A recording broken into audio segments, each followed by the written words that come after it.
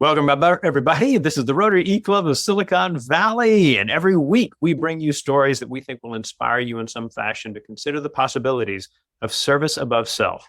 Service above self is the motto of Rotary International, 1.2 million members around the world, 36,000 clubs, people who are looking to find cool, innovative, and sustainable ways to improve their communities locally, globally, and digitally. Today, we are going to be getting a presentation from a legend in the service and sustainability sector. Dr. Ernesto Sirolli started just over 50 years ago working to make a difference in the lives of others and learning how to do that well. And if you have seen his TED Talk or read his writing, you will know that we are in for a treat. Ernesto, it is such a pleasure to have you with us. I am honored to pass the mic over to you, and I am excited about your story. Welcome to the Rotary E-Club of Silicon Valley. Thank you, Rashford. It's fantastic to be invited. I have addressed many Rotary Club meetings in various countries in the world. The last one was in Italy, Northern Italy, but also the Sacramento here in California Rotary Club. I'm Italian, my wife is Australian. We spend time every year between Italy and California, and of course, Australia, any time we can travel. So thank you for the invitation. Obviously, you have invited me to talk about this approach to supporting local economic and social development as described in my TED Talk. And in my TED Talk titled, "If you really want to help someone, shut up and listen," I start the talk with a story that has become very sticky. We call them sticky stories here in California and the United States. A story that once you hear it is very difficult to forget. And it's the story of us young Italian international aid workers. I was part of a team that started to teach the Zambian people in a remote village at the border between Zambia and Zimbabwe. At the time was still called Rhodesia. We started to teach the local people who seemed to be completely unaware of agricultural practices. We arrived to teach them horticulture, to think, well, they have fertile soil, they have water, how come they don't grow any veggies? And so we arrived, and 5 of us, and we created this wonderful training farm, and we spent millions of dollars. And we taught them to grow tomatoes and zucchinis and lettuce, and we were so proud of ourselves. And we were so, we said we were so superior to the local people. Look, this is you see how simple, you put the seed in the ground. And these tomatoes, these Italian seeds in Zambia, these tomatoes were marvelous, and they grew 4 times the size of the Italian tomatoes that we can grow in Italy. And we were so smart. And look, here it is, we Italians arrive in Africa, and we show. And as soon as the tomatoes were ripe, the hippos came out of the river, the Zambezi River, and they ate all the tomatoes. And we thought, oh my God, the tomatoes, the hippos. And the local people were laughing so hard, they had tears streaming down their faces. The local people had been taking bets between themselves. Would the Italian beat the hippos to the tomatoes, or would the hippos beat the Italian to the tomatoes? They had already known that they could not grow anything there because the hippos eat everything. So we realized that the joke was on us. We were so stupid, so arrogant, that we had arrived in a place and we had not asked the simplest question. How come you don't grow anything here? You have fertile soil, all the water in the world, you have the strongest sun. How come you don't grow things? And so we asked the local people, I said, did you know about the hippos? And they said, yes, that's why we have no agriculture here. And why didn't you tell us? You never asked. You were giving us money to plant what you wanted. And we think, we said, we're not stupid. You pay us, we do it. So, oh my God, we said, we will never, ever make the same mistake again. And every project was the same mistake. We would arrive uninvited with something that we had conceived in Rome, and we had this fantastic elaborate scheme, and we would go to Africa, and as soon as the money would run out, the local people would go back to do exactly what they were doing before, because what they were doing before was sustainable. We were imposing different system of remuneration, wages, money, a cash economy. We were absolutely creating a false economy all the time. And also we came up with some technology that was, like, oh my God, Johannesburg, World Sustainability Fair in Johannesburg. On the lawn in front of the conference center, there are solar ovens that all of the Italians, the Americans, the Swedes, they're telling the African people to avoid deforestation. Why don't you cook with the sun? And what these solar ovens are, this dish, like a parabolic dish, like an aerial dish, a dish that convey the rays of the sun to a central pot, this black. You put that in the sun, in a few minutes you can cook. And they say, you African people, you should use this solar oven. Why don't you do that? Well, because the majority of the tribes in sub-Saharan Africa, they only cook at night. And if you cook at night, you cannot use the sun. Why do these people cook at night? Because it's hot in Africa. You are hunting and you're a gatherer and you are in, 45 degrees Celsius and you say, oh, I'm hunting for a gazelle. Let me go back to eat in the middle of the day. You are not doing that. It's too hot. You don't use solar oven, at night time. Therefore, it's not an appropriate technology. But so what we do, we create these fantasy solutions because we are not locals. So I went in a profound crisis. From age 21 to age 27, I only saw disasters in Africa. And then initially I thought the disasters were only Italian disasters.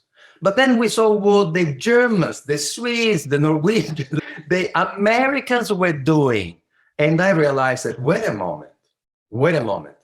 At least we fed the hippos. At least we gave somebody something to eat. The hippos love us.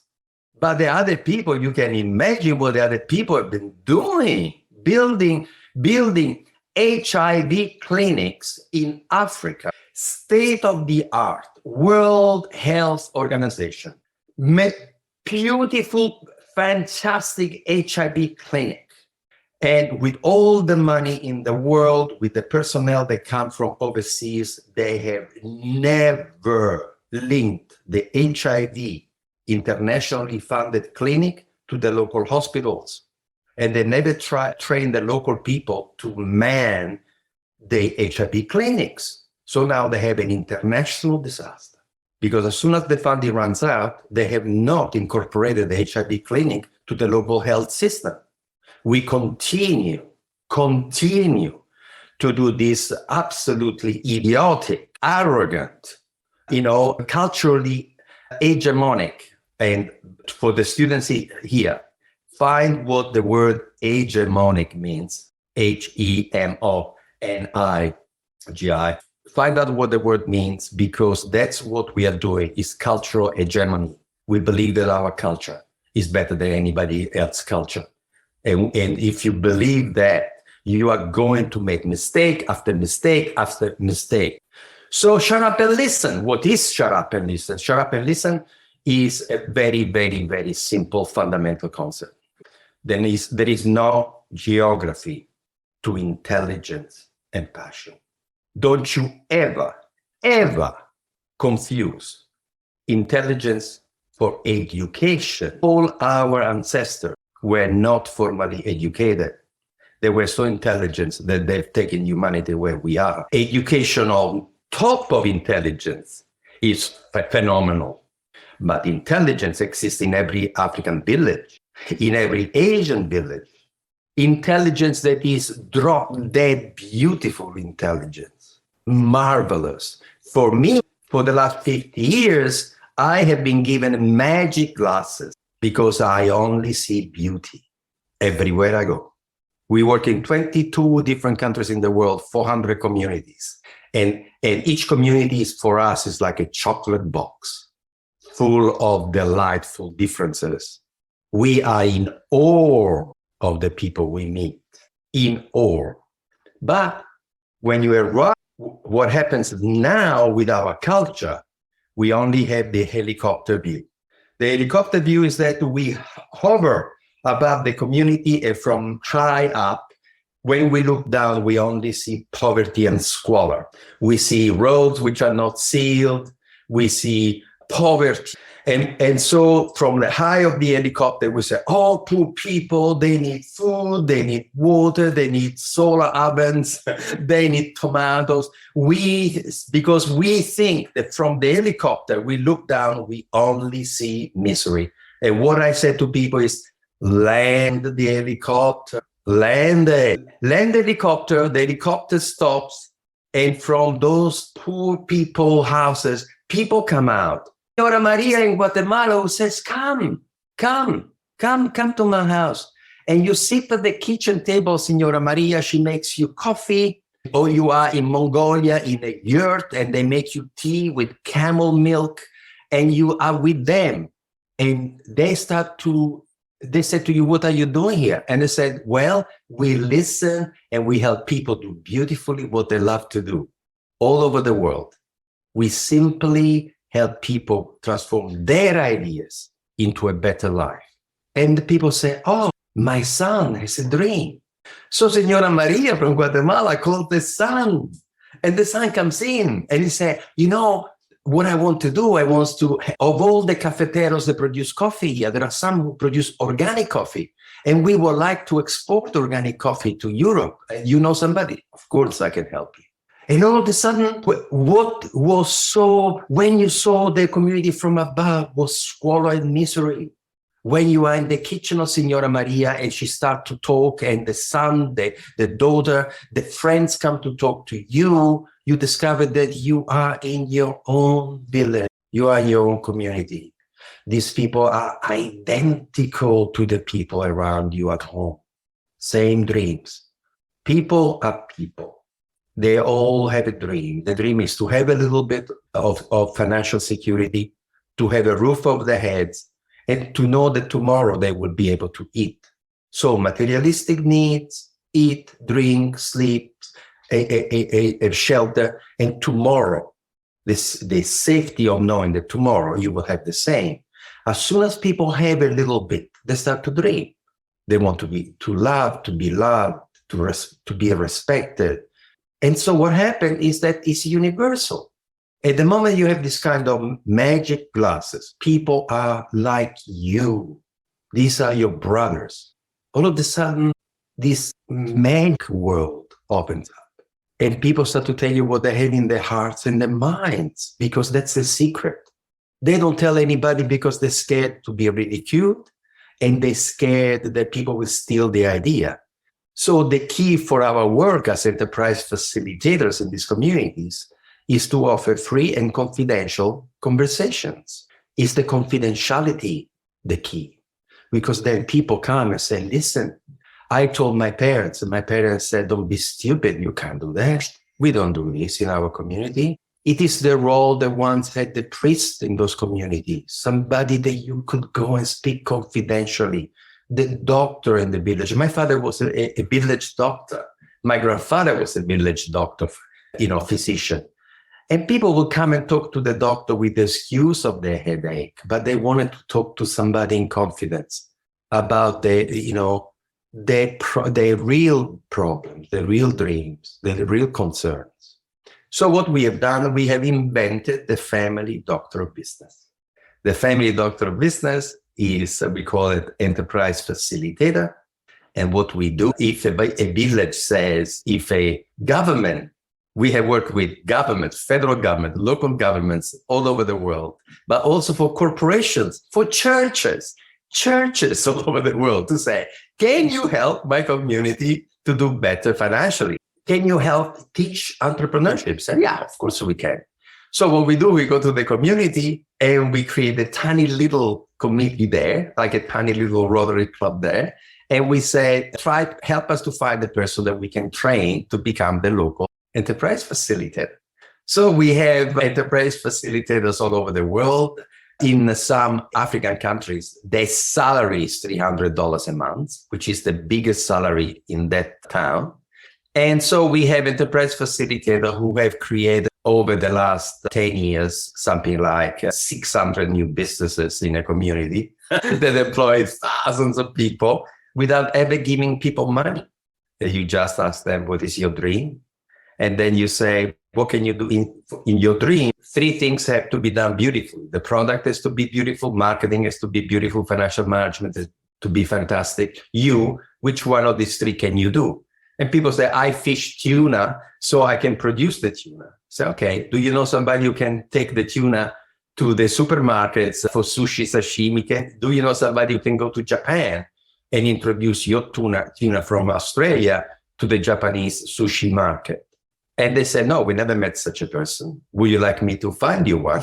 Yes, please. So I make 5 telephone calls. I found somebody who's a marketer who goes, speaks to this fisherman. And the guy says, well, I have another 4 fishermen. They're all like me. They have no market. Can we work together? So they give this one person 120 tons of best tuna in the world. He takes it to Tokyo.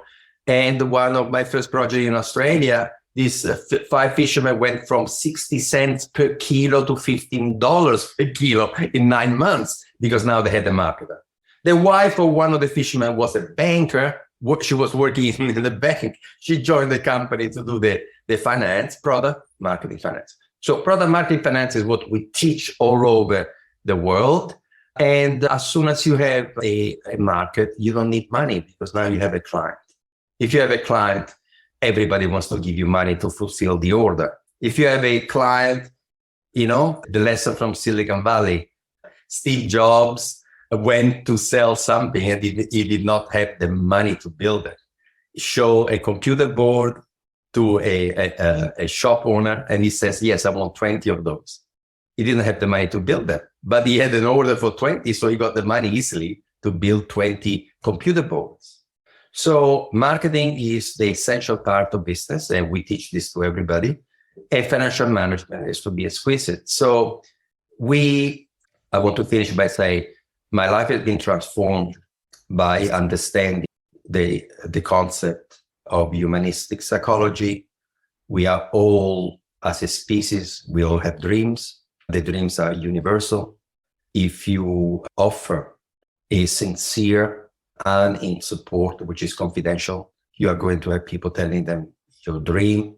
As soon as you have the knowledge of the dream, you are 50% there, capable of helping them fulfill them. Business is not one solitary person. Business is 3 people working together, like in the best tradition of Silicon Valley.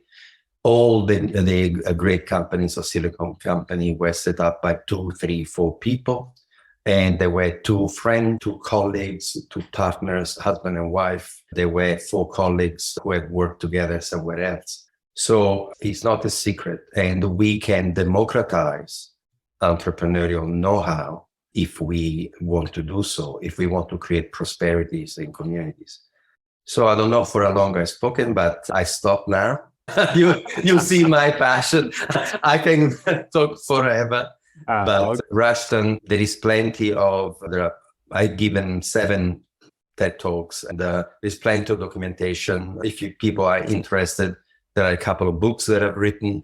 It's been an absolute delight to speak to you and it's been delightful to be invited. Thank you very much. Our pleasure for sure. I'm going to introduce the group that we've got here, and then we'll launch into the questions. Those of you who have questions in your head and you're forming them, excellent.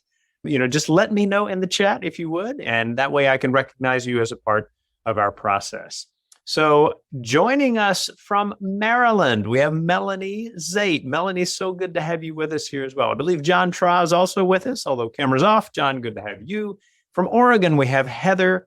From our club, we have in British Columbia, Nick Lagarde. We have here in California, Cecilia and Chris. And then representing the fine school that is Junipero High School, we have Diego, Lucas, and Leo. It is good to have all of you with us. Martha, what a pleasure to have you join us as well as Ernesto, as Ernesto's partner in life. So what we will do is we will jump in. I'll have Heather ask the first question, and then we will jump to the next one after that. So Heather, go ahead and unmute and ask away. Thank you, Rushton. Thank you, Dr. Sirolli, for being here with us. I have a question about perhaps some language advice. An example I'd like to share is that a migrant community we work with, we had a very generous donor who really wanted to contribute a butterfly house to a migrant camp because he thought that would be a marvelous learning experience for young people. And we knew that in a migrant camp with a lot of cement and corrugated tin, that butterfly house is going to get dismantled for parts because people need that to hold up tarps or whatever. And it wasn't the highest and best use of time. Because this was 2 years ago, I was able to say, oh, thank you so much. That's such a generous idea. With COVID, I don't know that we're able to do that right now, but we can circle back to that later. When COVID is over, might you have any advice about how we can, when we don't have COVID as an excuse to say, that's not a viable idea, how do we redirect people's good intentions? Heather, is a real tough one because now you don't want to offend the donor. So I think that it would be really, really wise for you to establish a vision for your organization that embrace this respectful listening of the need of the local people a priori. So you tell all the donors that if they want to, that you only work in response to need, and that before you take anything into a community, you do it only if there has been community consultation. And so they will avoid you to offend one individual person because you say, we cannot because we are going to betray our own approach. The approach is always responsive. So we cannot. It's like somebody saying to me, Ernesto, we would like you to work in East LA. And I said, I only work where invited. See, you cannot use me as a political instrument. You would like to alleviate the problem of the African American. So you are going to say to me, I pay you to go there and fix it. I said, what do you mean? If you want me to work in LA, I will do a public meeting. I described open to the population. I do a town hall meeting. I describe what I do. And then I said, do you people of East LA want me? Raise your hand. And if people say, go away, I say, I am notorious for saying, see this face? I make you a promise. You will never, ever see me here again unless you invite me. So what you have to say, you should have a blanket policy that say Rotary Club accept gratefully all presents that are useful to fulfill a need of a community. So we have requests galore of what they need. Nobody asks us for a butterfly enclosure. But wait a moment, if you really would like to donate a butterfly enclosure, we are going to find somebody who wants it, but could be a primary school. It could be a old people home around the corner from your house. So don't feel that you're trapped because now you say, it's donating and what are we going to say? You should have an umbrella policy that say you never arrive uninvited. And there is a very, very big difference between acute and chronic problem. Acute, there is a tsunami, you arrive. And the people there will be grateful because they have no shelter, no food, no clear water.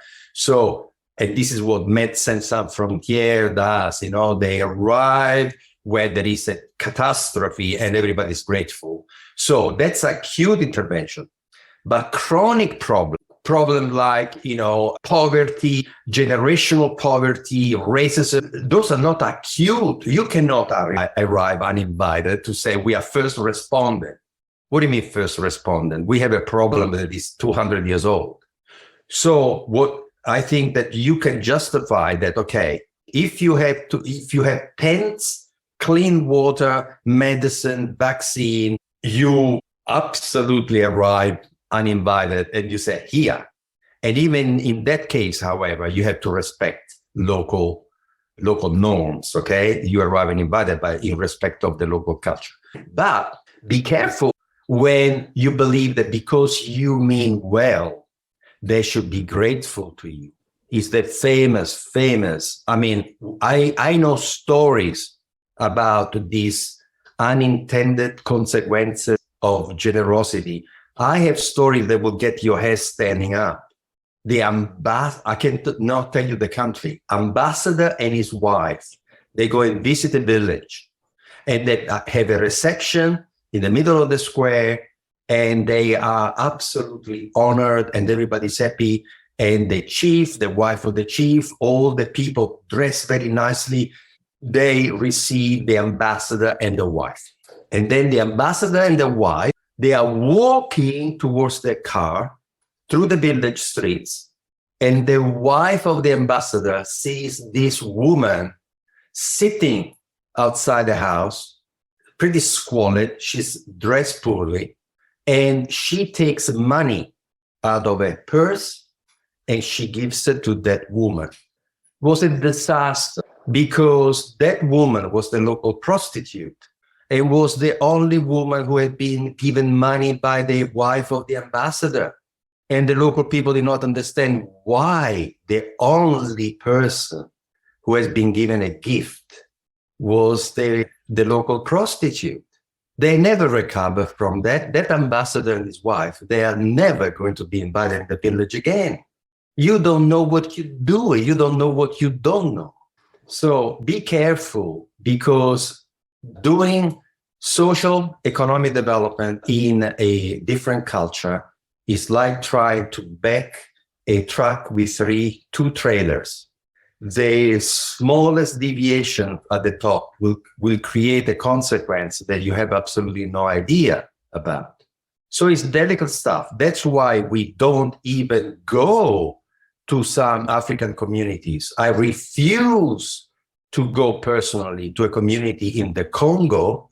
We train a facilitator who is our best African facilitator, has become a master trainer. He has trained 3 more people in the Republic of the Congo. I refused to go there because I was told that if you are a white person, you show in that village, when you walk the village, you are followed by 80 to 100 beggars every day, because white now has been identified with money. So I refuse to go. I don't want to be a white savior, and I don't want to be identified with somebody who is treating everybody as a beggar. Who the hell are we? Who the hell are we? That everybody is there, begging money because we have, $1. So no. So we trained the enterprise facilitator of the church. The Methodist Church sent 3 people. We had the course here in America. We picked an enterprise facilitator. We sent it back.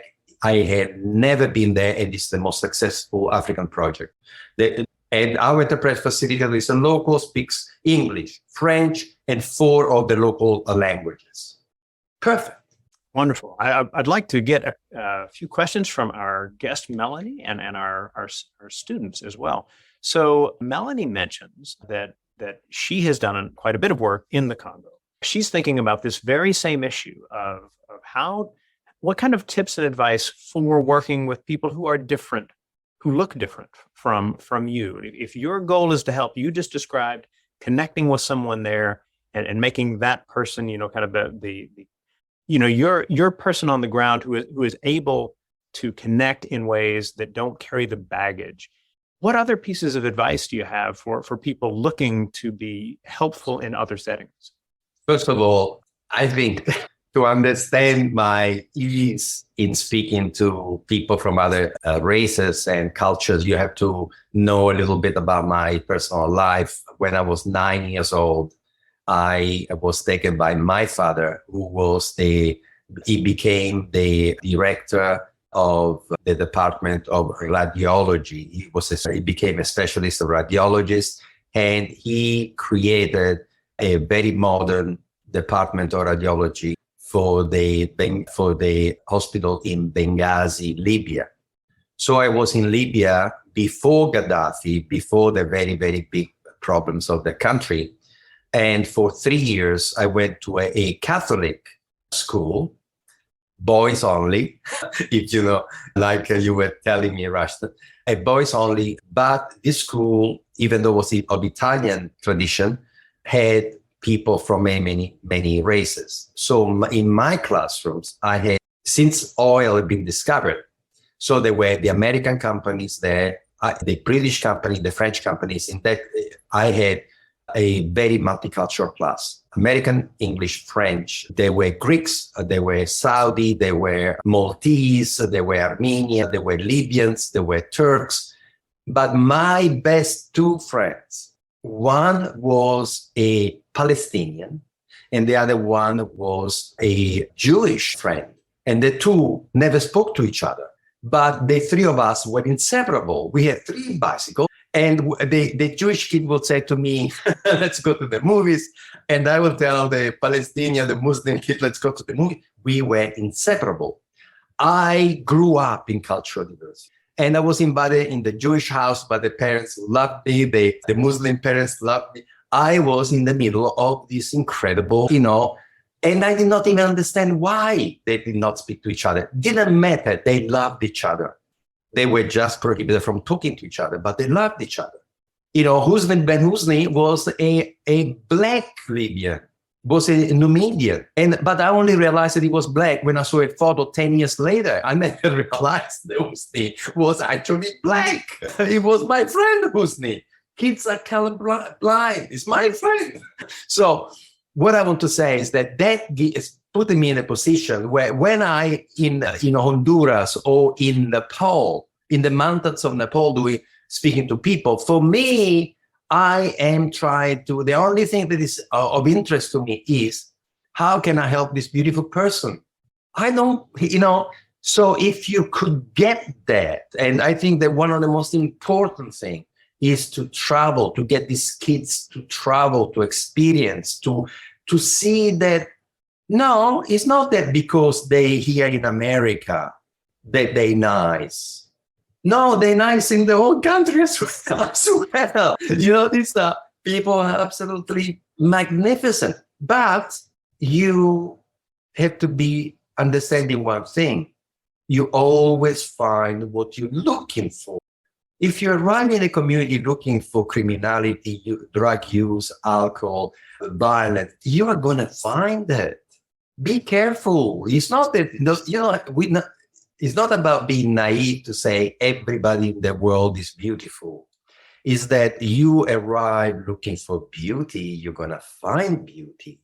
You are there looking for criminality, you're going to find it. So be careful what you set up to look for, because you're going to find it. So if you go to a community looking for the smartest, the most beautiful people who have a passion to do something to improve their families, improve their own lives, you're going to find them. We only work with those people, and they come to us with a dream. So I think that, you have to understand you're going to find anything in the world. It depends on you. And for those who understand a little bit about quantum physics, what they say is that the observer determines the outcomes of the experiment. If the observer is looking for a wave, he will find a wave. If the observer is looking for a particle, he will see a particle. So the observer is very important. I want you to become observers of beauty. Wonderful. Let's do one more question. You talked a little bit about what it meant to grow up in a very different setting, but you also mentioned a little earlier that your father was the town doctor. Your grandfather had been the town doctor. And one of my students asks, how did you not follow in your father and your grandfather's footsteps? How did you end up, kind of on your own path? By the time my father became a specialist, he had left the village, had gone to Rome, set up his own clinic, then started to work in big hospitals. And my father missed terribly being a family doctor. But the profession of family doctor was on the way up. The family doctors, my father and my grandfather, they were what is called the heroic doctors. They were the only person who could save your life in a village where you could not send somebody to a hospital that was not there. So my grandfather was a surgeon in the first war in the trenches. If you read my grandfather's war diary, it's scary what those doctors did in the most horrendous, and they had to save the people's life. My father graduated from Rome University when he was 24 with the highest marks. He came to a village of 3,000 people in post-war Italy, and he would be called in the middle of the night on horseback. He would go to a farmhouse, and when he would come into the room, he would look at the horror scene with women after 2 days of labor, nearly dead, and my father had to do things that a 24-year-old today will say, are you kidding me? What? Call the ambulance. Call the helicopter ambulance. But my father had to fix it because there was nobody else. So the kind of medicine that I grew up, the stories I grew up with, they don't exist anymore. And my father says now a GP sends you to a specialist, will not even assume responsibility to touch you anymore. How long since you've gone to a general practitioner who has actually done a full physical on you? They don't do that anymore. They do it in developing countries. They do it in places where they are still. But in the Western world, the doctor now is a super specialist. The GP, the general practitioner, the family doctor, is basically non-existent anymore. You go to a clinic, they send you to a specialist. Nobody assumes responsibility until the very, very last super specialist who will then intervene and operate on you. But the family doctor doesn't even touch you anymore. So no, my father had no regrets. And then I found myself that I want to heal people myself. So I studied psychology instead. I never studied business. Psychology. So I'm still a healer, but of healthy people. They need healing. Also, the healthy people, I guarantee you, there are lots of healthy people who are completely lost. Fair enough. Well, we'll wind things down. And then after we finish the recording, to whatever extent Ernesto's time allows, we'll continue the discussion. But for all of you who have joined us and watched this today, I hope that you've been inspired by some of the stories and some of the possibilities that Ernesto has shared. I hope you have found lots of interesting things in the meeting as well. The pieces of our meeting that are gathered each week for our members and guests. A little farther down the page, you'll find the attendance form. Please let us know you were here. By typing in your email address properly, you'll be able to get an automated reply that you can pass along to your club secretary for a miss in your Rotary Club. And at the bottom of the page, you'll find our discuss section, DISQUS. Leave your comments about the program, about other elements of the meeting. We would love to have you share your thoughts and reply to those of others. As we always like to do, we hand it back to our speaker for the final word. So Ernesto, thank you again for being with us. And if you have a final thought for the group, now is a wonderful time. Well, I think that the most important thing, truly, that I would like to leave you with is you look for beauty, you find beauty. And I would like to leave you, instead of telling you another, word, I would like to leave you with this mental image. Imagine the biggest conference in the world about city planners. And the conference was held in Cape Town when I was there visiting, maybe I don't remember whether it was 2005. And so there are the people who are designing cities And they are building these fantastic conference centers. They are building the bridges. So they came to Cape Town, and they had all the speeches prepared. And when they came to Cape Town, they went to see Soweto. They went to see what had been the poorest ghetto in South Africa. And they came back completely transformed by the experience. They had slides, pictures of the creation of this transformational Soweto in this magnificent, place of activity, entrepreneurship, cafes, color, graffitis, murals. The local people, as soon as the lead of oppression had been removed, and this creativity had, exploded. And all of a sudden, all these great architects and planners were blown away by spontaneous combustion, by what happens when you remove the lead. There is no country, there is no continent in the world that comes close to what's happening in Africa in terms of entrepreneurship. Nobody can imagine what's happening there. 1.2 billion people, 70% under the age of 30, with all the natural resources in the world, with everything they want. And now the oppression is going to lift. What's going to happen there? So I'm telling Rotary International, you want to do something. Oh my God. You want to wake up, instead of the Asian dragon, do you want to wake up the African lion? Why don't you do that? Rotary International, why don't you employ 1,000 enterprise facilitators in Africa? Then you're going to see something that the world has not seen as yet. So just few thoughts for you. Such an honor, Ernesto. Thank you again. And for all of you, thank you for joining us. We will see you next week. Thank you. Bye-bye. Thank you.